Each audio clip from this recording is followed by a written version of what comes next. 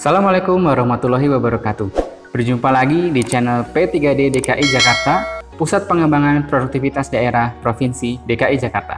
Alhamdulillah rekan-rekan insan produktivitas semua, kita akan kembali ke dalam satu sesi yaitu bernama mini lecture. Di sesi ini kita akan mencoba membahas satu tema dengan sederhana dan cepat agar bisa saling memberikan pengetahuan tentang apa-apa saja yang bisa kita pelajari bersama-sama. Kali ini kita akan bersama-sama mencoba menggali dan mempelajari bagaimana sih cara menulis produktif. Rekan-rekan semua, apapun profesi rekan-rekan, baik rekan-rekan adalah wirausaha atau rekan-rekan adalah karyawan dan lain sebagainya, maka menulis adalah satu hal yang penting untuk dilakukan. Mengapa? Karena sebetulnya menulis adalah salah satu cara untuk melestarikan peradaban. Rekan-rekan semua, anggap saja rekan-rekan adalah seorang pengusaha atau menjalankan usaha. Tentu saja ada hal-hal yang perlu rekan-rekan tuliskan. Entah apakah itu berupa bagaimana membuat resep masakan, bagaimana sih membuat standar pelayanan, dan lain sebagainya. Oleh karena itu, di mini lecture kali ini, kita akan coba mengulas bagaimana sih tips untuk bisa menulis dengan baik dan produktif. Pertama, rekan-rekan semua tentu saja harus menentukan jenis penulisan apa yang ingin dilakukan. Apakah tulisan ini hanya untuk konsumsi pribadi, untuk kepentingan perusahaan, atau juga untuk kepentingan bisnis, atau ingin rekan-rekan share di sosial media, maka teman-teman harus tentukan dulu jenis tulisan apa yang ingin dibuat. Apakah tulisan ini hanya berupa tips sederhana misalkan, hanya berupa satu jurnal perjalanan misalkan, atau sebuah SOP pelayanan, atau sebuah SOP untuk kita menjalankan bisnis, dan seterusnya. Penting sekali untuk ditentukan apa sih jenis tulisan yang ingin rekan-rekan buat. Setelah kita menentukan jenis tulisan yang ingin dibuat, tentu saja kita harus menentukan temanya apa. Ini sangat menarik sekali untuk rekan-rekan semua. Mengapa? Karena dalam menulis, kita harus membuat satu tulisan yang nyaman bagi kita untuk menulisnya. Dan kita merasakan bahwa ketika kita menulis, kita bisa masuk ke dalam tulisan itu. Bagaimana caranya menentukan tema yang pas sesuai dengan kondisi kita? Tentu saja adalah pertama, rekan-rekan harus mengetahui sebenarnya apa sih yang menjadi passion atau hobi rekan-rekan semua untuk bisa dituangkan dalam tulisan. Di sisi lain, rekan-rekan juga harus mengetahui kemampuan yang dimiliki untuk bisa dituangkan di dalam tulisan.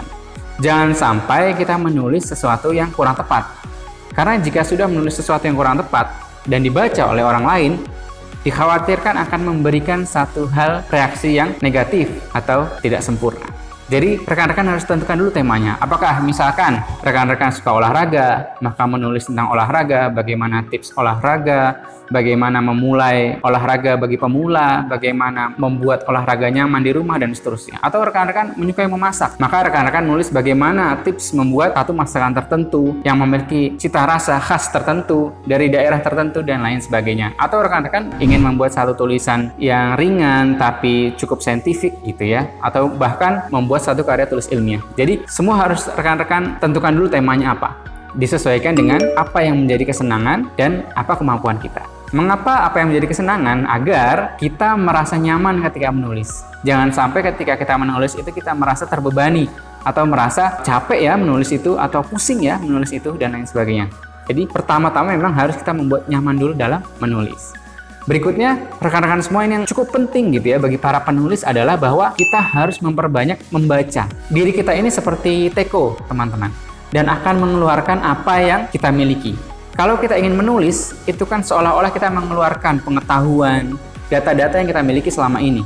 Kalau kita tidak memperbanyak data-data itu, tidak memperluas pengetahuan yang kita miliki, tentu saja bisa jadi di tengah-tengah penulisan kita akan merasa stuck gitu ya, atau terhenti karena kita tidak punya bahan yang cukup untuk menulis. Oleh karena itu, rekan-rekan harus banyak sekali membaca tentang apa yang ingin rekan-rekan tulis. Misalkan rekan-rekan ingin menulis tentang ekonomi, maka rekan-rekan harus banyak membaca tentang artikel-artikel di bidang ekonomi, jurnal-jurnal di bidang ekonomi, dan seterusnya.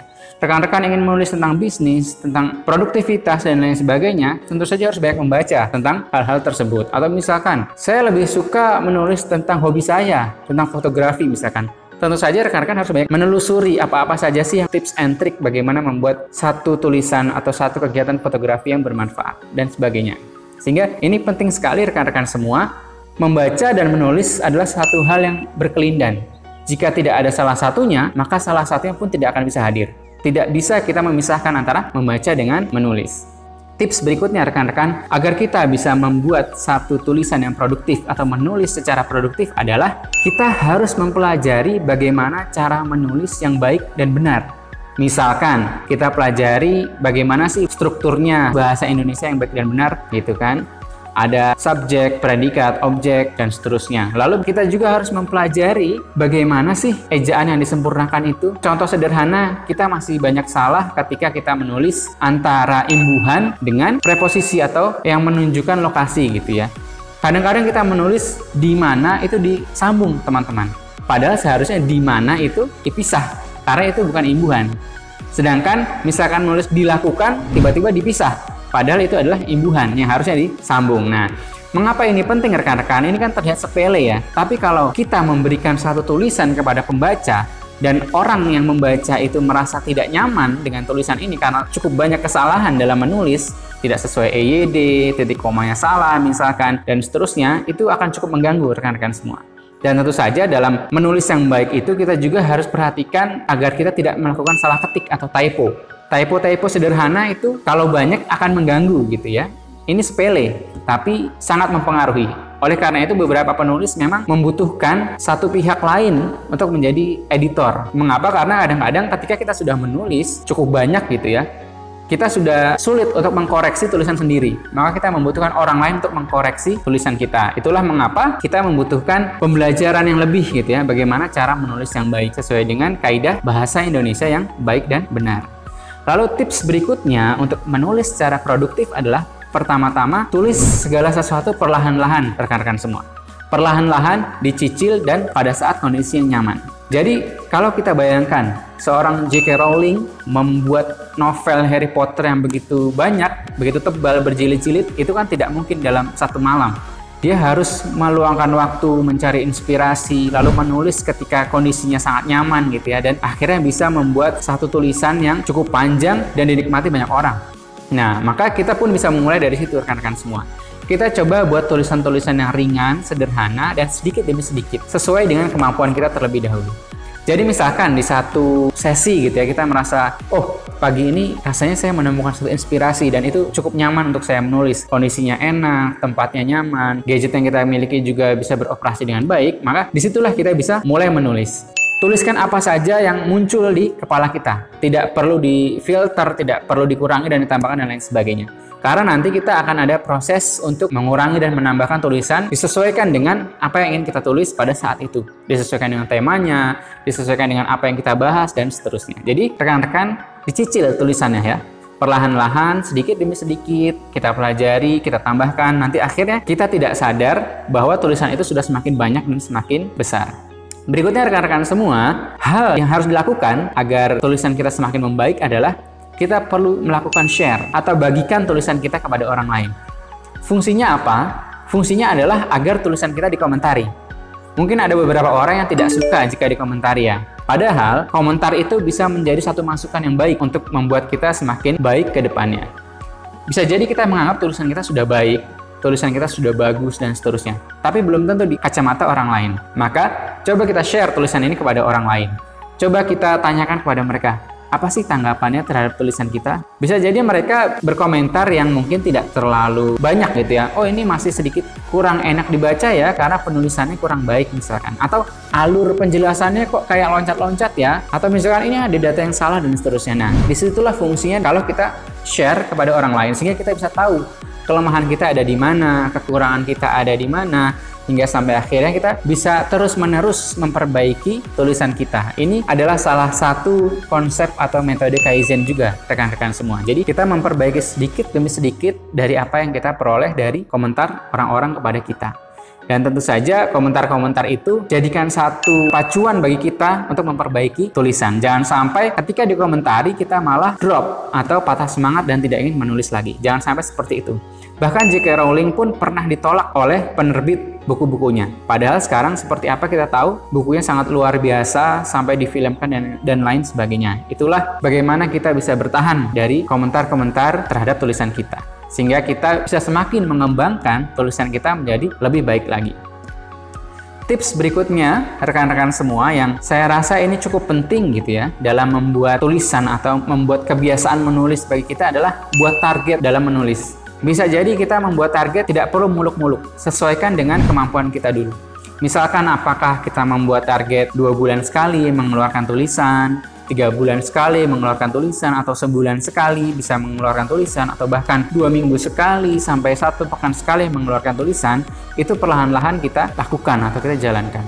Misalkan awalnya kita punya target 2 bulan sekali, lalu kita konsisten di sana sampai akhirnya kita bisa meningkatkan kemampuan kita, meningkatkan tingkat membaca kita, sehingga kita memiliki pengetahuan yang lebih banyak, lebih panjang, sehingga akhirnya tulisan yang kita buat bisa semakin banyak dan juga lebih berkualitas.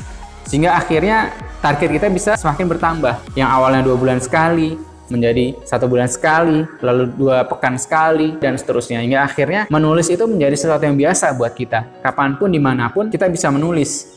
Bahkan terkadang para penulis itu ketika di angkutan umum, misalkan di kereta kah, di bis kah, itu membuat satu tulisan notes-notes kecil yang nanti akan coba mereka padu-padankan di saat kondisi sudah nyaman. Sehingga notes-notes kecil itu akhirnya bisa menjadi sebuah tulisan, menjadi sebuah buku, menjadi karya tulis ilmiah, dan lain sebagainya. Itu penting sekali untuk membiasakan kita membuat target, rekan-rekan semua. Karena dalam salah satu konsep produktivitas, kalau kita tidak punya target, bagaimana kita bisa mengetahui kita ini sudah mencapai level di mana keberhasilannya. Dan tentu saja, target yang dibuat ini akan membuat kita bisa melakukan perbaikan terus-menerus. Ketika kita punya target di level ini, berikutnya kita naikkan target di level yang lebih tinggi, dan seterusnya level yang lebih tinggi, kita bisa semakin mengetahui bahwa ternyata kita semakin membaik dalam menulis atau membuat karya tulis. Berikutnya adalah yang cukup penting juga rekan-rekan semua, kalau kita sudah menyukai menulis atau memulai menulis, adalah coba baca tulisan penulis-penulis lain yang memiliki tema yang mirip atau sesuai dengan kita. Beberapa kali saya lakukan untuk membaca karya-karya orang lain untuk mengetahui pertama gaya bahasa, bagaimana gaya bahasa penulis tersebut. Karena kita tahu rekan-rekan semua, gaya bahasa antara satu penulis dengan penulis lainnya ini akan berbeda. Dan tentu saja itu menjadi ciri khas tersendiri antara setiap penulis. Dan itu menjadi satu hal yang penting ya, dan satu hal yang menarik untuk kita kaji bersama-sama, bahwa ketika kita banyak membaca, membandingkan antara tulisan satu penulis dan yang lainnya, itu akan semakin menambah khazanah pengetahuan kita dan kemampuan literasi kita dalam menulis dan membuat karya tulis atau tulisan lainnya. Jadi rekan-rekan semua, jangan sampai kita merasa sudah hebat gitu ya, sudah punya tulisan yang baik, sudah banyak orang yang menyukai, dan tidak membaca tulisan orang lain. Padahal bisa jadi di tulisan-tulisan orang lain itu kita bisa menemukan hikmah yang lain, sudut pandang yang lain, atau bisa juga menemukan satu gaya bahasa yang lebih menarik lainnya yang tidak atau belum kita gali sebelumnya. Nah, ini penting sekali rekan-rekan, karena kita hidup sebagai manusia tidak mungkin sendiri. Sebagai makhluk sosial, tentu saja kita saling belajar gitu ya, antara satu pihak dengan yang lainnya. Begitu juga dengan menulis, kita juga belajar mempelajari bagaimana agar tulisan kita bisa semakin lebih baik, kualitasnya juga membaik dengan membandingkan dengan tulisan penulis-penulis yang lainnya. Dan yang terakhir rekan-rekan semua, yang paling penting ketika kita mau mencoba menulis secara produktif adalah kata kuncinya 2 rekan-rekan, yaitu konsisten dan persisten. Konsisten, kita harus istiqomah teman-teman. Kita tentukan, kita sudah mencoba perlahan, belajar, membaca, dan seterusnya, lalu tentukan target, dan seterusnya. Maka di sisi itu kita jangan menyerah atau jangan kendor gitu ya. Kalau kita sudah tentukan target, maka kita berusaha untuk mencapai target tersebut. Jikapun target itu belum tercapai, kita harus tetap konsisten melaksanakannya. Contohnya misalkan kita punya target 1 bulan 1 tulisan, ternyata belum tercapai. Oke lah, kita sedikit majukan 1 bulan 1 pekan gitu ya, untuk 1 tulisan. Sampai seterusnya, asalkan jangan sampai berhenti rekan-rekan semua. Kalau kita bicara tentang konsisten, itu ibaratnya kalaupun harus merangkak, ya tetap dilakukan. Jangan sampai berhenti. Karena kalau kita sudah berhenti, bisa jadi untuk memulainya lagi itu justru membutuhkan effort yang lebih tinggi, membutuhkan energi yang lebih besar, membutuhkan satu fokus yang lebih besar lagi. Sedangkan kalau kita perlahan-lahan, dicicil sedikit demi sedikit, hingga akhirnya kita tidak merasa bahwa kita sudah membuat satu karya yang luar biasa. Dan tadi yang kedua adalah persisten. Jangan mudah menyerah rekan-rekan. Tadi kalau disampaikan ketika kita share atau membagikan tulisan kita kepada orang lain, lalu ada satu komentar yang kurang menarik atau komentar yang membuat hati kita hancur gitu misalkan ya, itu jangan sampai menyerah. Karena kalau kita menyerah sedikit saja, tentu saja apa yang sudah kita bangun sebelum-sebelumnya itu menjadi tidak ada nilainya. Dan persisten itu benar-benar harus kita lakukan rekan-rekan. Jangan sampai 1 kali, 2 kali kita gagal, itu menjadi satu penghambat kita untuk menciptakan atau membuat satu karya yang lebih baik ke depannya. Oke rekan-rekan semua, kurang lebih seperti itu mini lecture kali ini, yaitu bagaimana menulis secara produktif. Yang perlu dilakukan saat ini adalah coba terapkan hal tersebut teman-teman semua. Jadi kita coba perlahan-lahan, satu persatu, sedikit demi sedikit, hingga akhirnya kita bisa terbiasa menulis. Kita bisa merasa menulis itu bukan lagi menjadi beban, tapi menjadi satu kesukaan gitu ya. Bahkan kalau tidak menulis itu seperti rasanya ada yang kurang gitu kan. Hingga akhirnya kita konsisten dan persisten tadi. Oke, jumpa lagi di lain kesempatan di mini lecture lainnya di channel P3D DKI Jakarta, Pusat Pengembangan Produktivitas Daerah Provinsi DKI Jakarta. Semoga kita selalu sehat dan semangat selalu. Salam produktivitas, kita Indonesia, kita produktif. Terima kasih. Assalamualaikum warahmatullahi wabarakatuh.